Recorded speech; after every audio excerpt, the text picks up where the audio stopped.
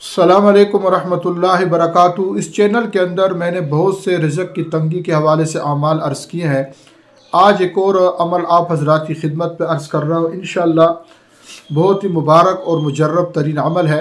اگر انشاءاللہ اس عمل کو ہم پابندی کے ساتھ کر لیں، یہ جتنے اعمال میں نے اپنے چینل پر دیے ان میں سے کوئی عمل بھی آپ انشاءاللہ کر لیں تو اللہ کے فضل و احسان و کرم سے اللہ پاک جو ہے وہ رزق کی تنگی کو ختم فرما دیتے ہیں۔